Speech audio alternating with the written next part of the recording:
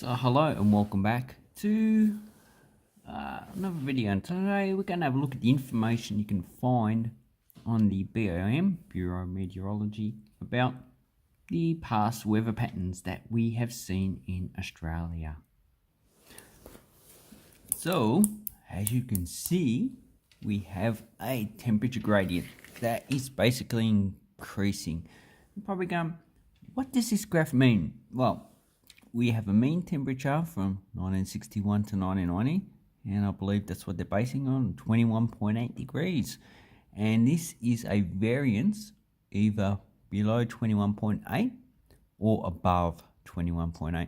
And as you can see, we had a pretty static period between 1910 and just before 1960. You got 1960, which has 3 years of above temperature increases. And then you got some anomalies here, which are pretty low. But then you have, starting from roughly 1973, so 1974 definitely, massive increase in the temperature. And then you got decreases, but then as you can see, the decrease peters out, so there's no more, and all of it is an increase in temperature. So this is just what the evidence, the data is telling us, is that the temperature is increasing. And I may be preaching to the choir, but you just got to show all this evidence, because those who are don't believe in climate change, they don't have anything to back up except for it's a government fraud.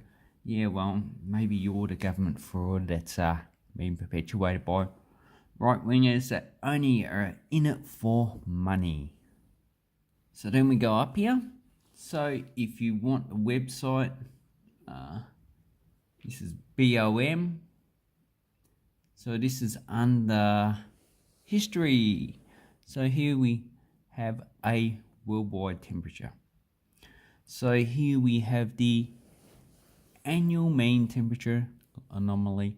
So this is taken into the standard of an average of 13.97 degrees. So I'm a bit confused of why it went from about, 21.8 to 13.9. You need to ask the BLM that, but it doesn't really matter, because it just shows you a variance from that. And as you can see, up into the 1940s, we had pretty much a decrease in temperature. You got a period 1880, so this is around about 1880. And then you have, starting from the 1940s, an increase in temperature. So up until the 1980s, it was pretty low, and also the decrease in temperature also was not as great as before. And then we get from 1980s plus, have a look at that, it's almost reaching 1 degree increase in temperature. That's global standard average. And this is another nail in the coffin of those deniers. In the long term, they will not be remembered for much, because pretty much history is going to show that you pump carbon dioxide, you pump methane, it's just going to increase the planet retaining heat, and that's going to increase water vapor in the atmosphere. Then that is going to also increase the retainment of heat. So it's a self-fulfilling mechanism. So then we have this page here. This is under the heading of climate and histories. So you can click on any of these. So we'll look at temperature first. And it comes up with all the maps since 1910. And the last one is 2020. So the more current map. And as you can see, these are all green. We have 1914, which is a little bit hotter. Also 1915, then it goes back to green. But you see, you get patches of increase in the temperature from the mean. So 12-month mean temperature average. So you got 0, which is the mean, and I assume that mean is 21.8, but it doesn't matter really what the temperature is, it's just a variation.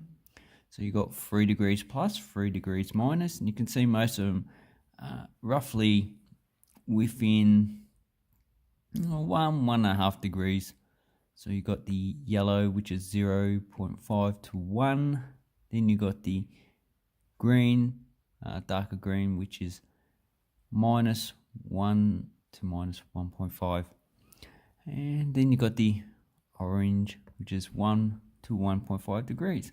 And as you can see, most of it's green. So most of it's pretty low in the series, below 1. But as you get to, so this is 1965, you can click on the map and it shows you a larger map, so you can check. And here we have 1942. This is 1982. So what's this one here? 1956. So this indicates that it is below average temperature, and the bluer it gets, the more below the average temperature it is.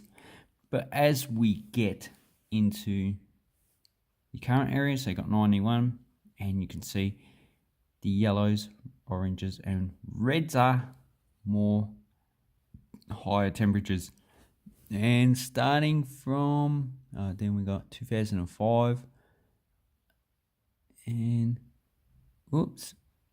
So you can also click on the map. So anyway, you click on it twice. So when was the last El Nino? So that was before 2009. You can see a lot of red, so a lot of dry period. And there you go. And then we have 2019, very dry. This is when we had that disaster heat wave, and no, not heat wave, the fires that Mr. ScoMo decided he wanted to go to holiday on. So that's at the end of that period. And at the start of 2020, yeah, it's not as hot as 2019, but you can see that all through the 2000s, or most of the period, we have pretty much it's red. So 2010 and 2011 was when we had the La Nina. That's when we had a lot of rain, would have reduced the temperatures. So that is a good map to look up. And if we go back, you can see rainfall maps archive. So we'll see what that says. And not that one. What you want is the rainfall map decimal for the last 100 years. So red is low on average, highest on record is the dark blue. And if you can see, this is all over the place. So we've got 2019, most of it's low. Then you got 2011, a lot of rain. So I don't think that this has any bearing at the moment on the actual climate. 2020, white is generally neutral. So yeah, what people who are climate deniers, they can actually use this map to prove that, you know, it doesn't affect rainfall. Well, the rainfall patterns, what you need to look is see if they're actually moving. But if you see, no, this is 1974. Rainfall patterns are mainly in Central Australia, with the coastal areas having less rain. Then you got 2000, different rainfall pattern. And even the year before, 74, a different rainfall pattern. 75 had a similar rainfall pattern.